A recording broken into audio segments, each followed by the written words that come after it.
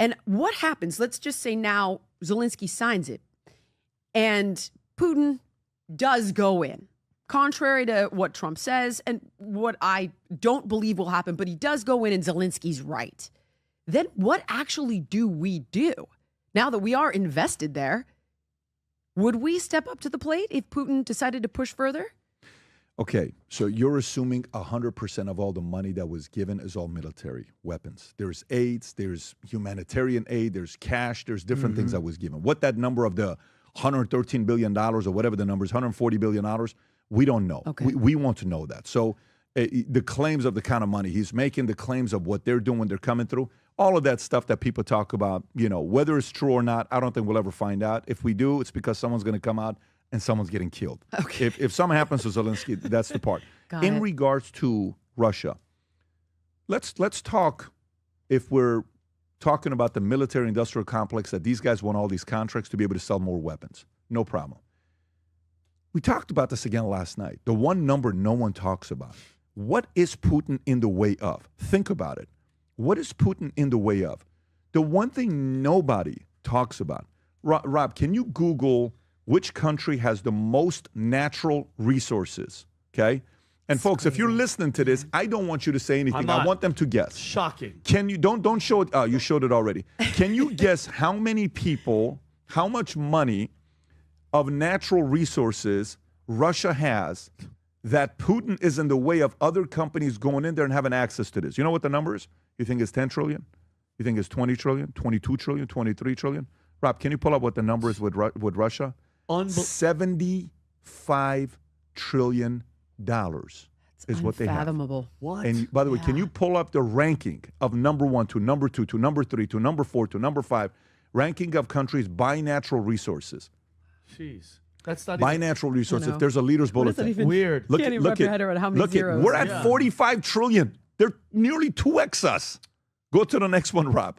Okay. Saudi Arabia is 34, all that oil. Russia's 75 trillion, Canada 33, Brazil 22. Yeah, where is Venezuela? Where is everybody else? You're talking about 75 trillion. So where's China in this he's mix? in the way of somebody wanting to get access to that. Right there. So look at Canada. Iran is 27. China's 23 trillion. Brazil's 22. Australia's 20. Iraq 16. Venezuela, that's like oil, is sixth of what Russia is. These people that are these big behemoth companies like the BlackRocks, the State Streets, the Vanguards, they're like, hey, man, we want to get access to that. We want to do business there. There's a guy in the way saying you can't. They have to get rid of that guy. Wow. This was the same case with Iran. Shah was in the way. They got to get rid of that guy. They got to get rid of this guy. So Putin's not playing ball. I'm not sitting here telling you he's an angel and all this other stuff. I do want to play one clip to get your reaction on it. Okay. You've done work with Bill and Hillary Clinton, and you had a very good experience with them. I did. Just so you know, I listen. I've changed teams, but in all transparency, I worked with the administration on health matters. How were they to you? They were very lovely to me. Bill is extraordinarily charismatic, though. I mean, for sure. He's got it down to a science. This guy will remember a story about your sick chihuahua 10 years later. He's like, how's Baxter? How's your little dog? And you're just like, wow. I mean. Okay, so would you say he's one of the best politicians we've had the last 40 years? Of course. Would you put him ahead of Obama? Yes. I would as well, okay? Yes. This is when he was asked about Putin in 2013. Look at his answer. Go ahead, Rob.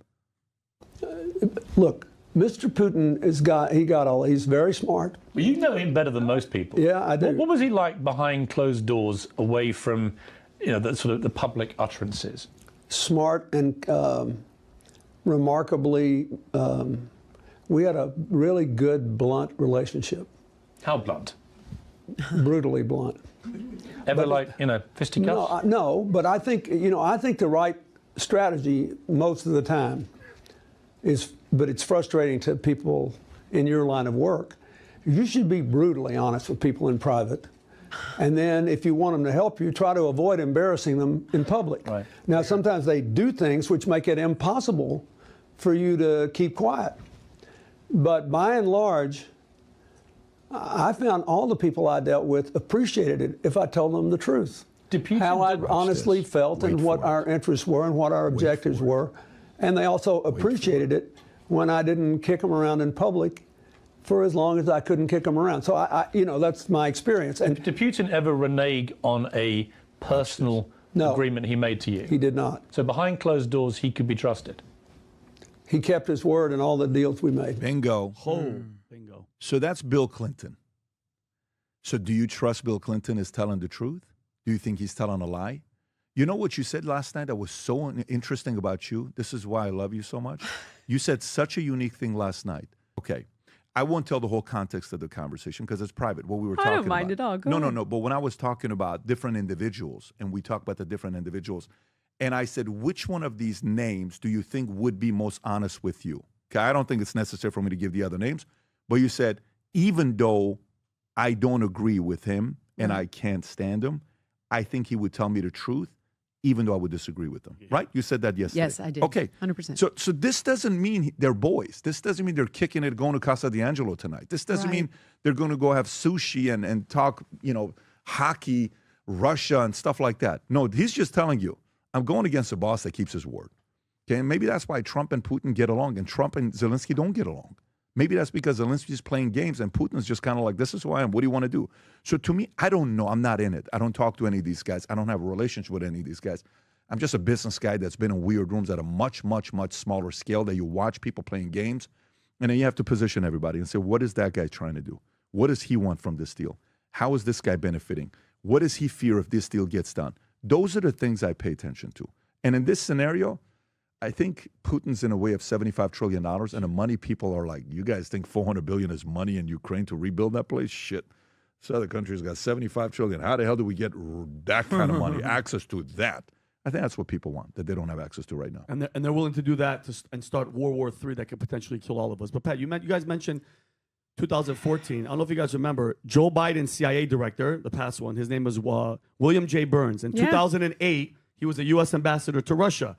He expressed his concerns regarding Ukraine's potential NATO membership in a confidential cable called Niet means Niet, Russia's NATO enlargement readiness. He wrote, Ukrainian entry into NATO is the brightest of all red lines for Russia elite, not just Putin. He said this could potentially split the country in two, okay? And what people don't, I don't get what people, it's not computing. You're trying to put NATO, push missiles and bases closer to Russia. If somebody right now, Jillian, was like, you know what, China was like, of course, we're coming into Mexico. We would never allow it. We're going to build a couple of bases. We would never allow it. We would bomb and fight everybody. Okay? Well, it was called the Cuban Missile Crisis. Yeah, exactly. And thank you, which almost caused a war. But what drives me crazy... Yeah, we kind of went IRL on that one. Yeah, we did. But what drives me crazy is this blind liberal, it is a liberal support with the, I stand with Ukraine, okay? Which they can't even point it out on a map, okay? And Ukraine doesn't even align with our values. For instance, first off, gay marriage is illegal in Ukraine. So all these people that have the pride flag with the Ukrainian flag, you're an idiot. It's like the gays for Gaza. Go to Gaza. Go to Gaza and see how they treat you. It's lovely there. Go check it out. They don't support what they fight for. And the two thing, as two veterans, Jillian, what they're doing right now, men in Russia, I showed it a little clip of Rob. Can you pull this up? And I wanted the audio of the guy screaming. They are running up to grown men, young guys, fathers, sons, uncles, and grabbing them. It's called conscription. They're grabbing them, throwing them in a van, and putting them in the front lines to die. Okay? What happened to my body, my choice? Body autonomy. These people that doesn't exist there, guy. Yeah, it doesn't mean shit. These guys, like, is there audio on this? We showed yes. Can you imagine? Yeah, but listen to the audio of the guy screaming. He's walking his dog, and then this is the Ukrainian officials or military. Look at it. He's running. He knows. And he's gone. Front lines, and he's gone. And Rob, you can jump a little bit forward, Robbie. The dog is going. You think that guy wants to fight? Yeah, look at this. Grabbing him, screaming, doesn't want to go. Okay, Rob, you can do that. So it's just, it drives me crazy of all this support, all of our tax dollars, when at the end of the day, you don't even know what the hell. I stand with Ukraine. When I see that sign, I stand with Ukraine, it should say, I bend over for Ukraine. I'm tired of it. All the money, and you nailed it. It's follow the money. And Ukraine, remember Russia, it's like Putin price hike, Putin this, he's the best. Give me a break. That sales pitch it's not selling anymore to me. I couldn't agree with you more. I'm just saying if we're trying to bring an end, that's all. And that I feel like Ukraine has been raped, pillaged, and plundered, and Zelensky's just a puppet, and we obviously installed him through the National Endowment for Democracy and funded that coup that Tom mentioned in 2014, or at least It sure seems that way. And this has all been driven by money, just like you say, follow the money. I just feel like we got, or not we, I don't want to say we, because it's not us in the room. It's not Americans. But whoever wanted this got what they wanted. Whoever provoked this, don't move NATO eastward. We added 14 countries, put it on Putin's border. Like, obviously, you know, Niet means Niet. You knew what you were doing. You got what you wanted. And that's the only part where I'm like, well, okay, you got the farmland, you got the minerals, you got the money for the bombs, you got the contract to rebuild. You can grab all of their resources even further and 35x it. I just wonder why he wouldn't be like, sure. If he comes in, we'll step in. But I hear everything you're saying, and I know Americans don't want that. I'm not saying continue funding it, but I'm going to come to you, Rob. Can you do me a favor? Pull up a poll from Guardian, that Thomas Sowell's Twitter account, whoever runs that account. We've spoken multiple times. Great job running that account. Rob, it's in the notes section that I have. If you okay, it's fine. No, go where you're going. It's fine. Go right there. Go lower. Some of these guys tweet so often that you have to go like so low till you find it. So then go to the notes section, Rob, that I have. Go to the notes section. If you go there, you'll see a poll. This is a poll asking how people, okay, in EU, most Europeans, how they feel about Ukraine. And it's such an interesting thing because it's two separate polls. Rob, right there. Okay, zoom in. So zoom in first to read the top. Most Europeans feel Ukraine is not getting enough Western support, okay? But watch before we go to the next one. Are the current measures against Russia and aid given to Ukraine enough to prevent a Russian victory? Red is not enough. Light grays don't know. Blue is enough, more than enough. Look at that. 66% say not enough. Denmark, Sweden, Spain. Lowest one is France, 52% not enough. The middle one, gray, is like, I don't know. And then the blue is, yeah, it's more than enough. 12, 16, 13, 11, 20, 15, 18%. Now they changed the question. This is the Guardian. And Guardian is supportive of Ukraine. Go a little bit lower and see what the next question is. However, only a minority think their country should increase the support. No shit, Sherlock. How should your country manage support giving to Ukraine? Increase it, maintain it, don't know, reduce it. Now look at it. Increase. Only 29%. Sweden. Look at Denmark. Go to the top. Denmark was number one at what? 60-something%? It's not enough. What begets this entitlement, Pat? This is not, and then go lower, and then they're like, what begets this? That's the point. And it's like they work half the work week that we do. They've got, like, their health care's covered, and it's all because we pay for the majority of the defense. But that's what is this entitlement that I am baffled by? By the way, wouldn't you be like excited if a dumb American negotiator agrees to pay more towards a country that's a border to you than you? How awesome of a negotiation. You got to give credit to EU for the negotiation they did with Biden's administration. You're not even bordered to this country, but you care more than we do. Send the money, but we won't. Look at these numbers. It's embarrassing. So socialism is anytime people want to give your money, but they just don't want it to be their money. That's what they have a problem with, Tom. No, that's exactly right. What's very interesting here, how many of you think your sister should go to college and we should and that the funds should be there? All of her three brothers and sisters raise their hands, right? Yes. Okay. So who wants to give up their iPad and their summer sports so that we can put the money for your sisters? Everybody runs out of the kitchen. Yeah, that's exactly that's a great just point. what happened. Adam. Well, a lot of these countries are already socialist to begin with, so they don't mind being taxed at 50%. What's 51%? Because it's already just going to lead to basically being high they taxed. said no. But most countries are already used to being taxed. This is why I know. What I'm saying is when it comes down to should we increase it, they're saying no. Finally. So they're basically, it's like when you get pushed and pushed and pushed and pushed and pushed, at some point you're going to be like, all right, enough's enough. Yeah. But you asked an interesting question earlier about personalities. You know, people, you talk about 2014, what happened. Nobody gives a shit about the Donbass region. I get it. People there, they talk about this. But what happened in the Russians that were there getting shelled seem to care. Exactly. But the world doesn't really care about that. What happened in 2019 is really what we should remember. Because in 2019 is when Zelenskyy got elected, right? And then shortly after that, if you remember this, Trump had a perfect call with him. And we learned the term quid pro quo. Remember that? You know, these buzzword terms that get thrown in the world and then never heard from again, like Kofifi, or whatever happened with that. So quid pro quo. He's saying Rudy Giuliani was apparently pressuring Zelenskyy to investigate Hunter Biden. Do you remember all this stuff? Yes, Do you remember of all this stuff? Oh, yeah. Okay. So he had a perfect call. He's basically saying, listen, we're going to give you military assistance, but Zelenskyy, I'm going to need you to do a little something for Daddy Trump. And then they paraded Zelenskyy out to the Oval Office, and he's like, what do you think about the call? Reporter, he's like, yes, I did not get pressure, like in front of Trump. Sort of very like concessionary towards Trump.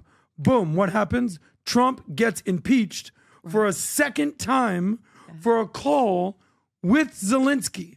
So 5 years later, when Trump becomes the president, you don't think he remembers maybe? Yeah. Aren't you that mother sucker that got me impeached? Yeah. Little homie. Waiting for it. And then he gets out of the car and he's like, oh, look at the little guy. I see you dressed up real nice for me, buddy. Good point. Okay? So there's a personal relationship there.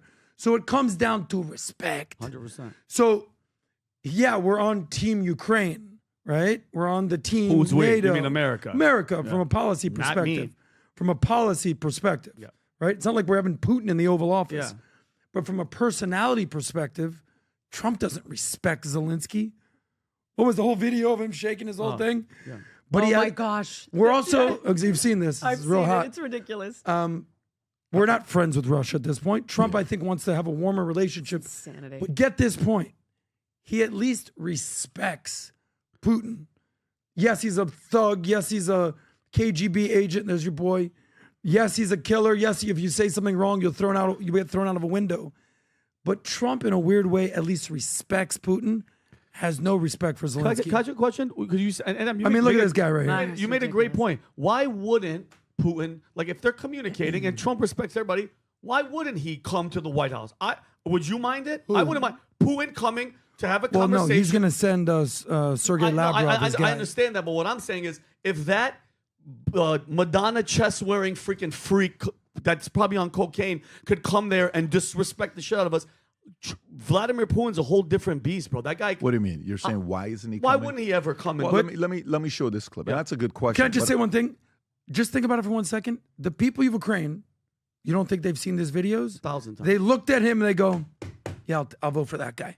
Yeah. So what's going on with those people a little bit? Did they really, though? Like, I know he was elected, but I mean, I don't know. I tend to think it was influenced by us. Oh, for sure. If I could say one thing there about he is, right? that Look at that Trump move right Zelenskyy, there. oh my God. Jillian, what do you think about that move? Yeah. Sorry. He's got my vote. I actually thought Trump, for the vast majority of that meeting, don't do that again. was You don't like that? respectful. Yes. I thought he was. I watched the whole thing. And for the vast majority, I thought he held it together. You know, there was an arm tap. It was patient. And then, and he called JD, not Mr. Vice President. Like, it was building. And then Trump lost his shit. But it was... You don't have the cards. I mean, but I thought he hung on longer than I expected. Well, I mean, I agree. The thing is, Trump actually gave him respect. You show up like that dressed, that's an insult. By the way, you know what we just talked about, $75 trillion with Russia? Here's what Putin said 2 days ago. Rob, if you can play that clip. Putin's like, oh, really? You guys want to do a mineral deal with Ukraine? Let me tell you what minerals we got here. Go ahead, Rob. Мы, кстати говоря, готовы были бы предложить и американским нашим партнерам, когда я партнеры говорю, имею в виду только административные, правительственные структуры, ну и компании, если бы они проявили интерес к совместной работе. У нас, безусловно, на порядок, я хочу это подчеркнуть, на порядок больше ресурсов подобного рода, чем в Украине. Россия является одним из безусловных лидеров по запасам. Leaders when it comes down to rare and rare earth metal resources. He knows the leverage he has. Of course. Hey, just so you know, guys, you're talking to, come here, we got everything to offer you.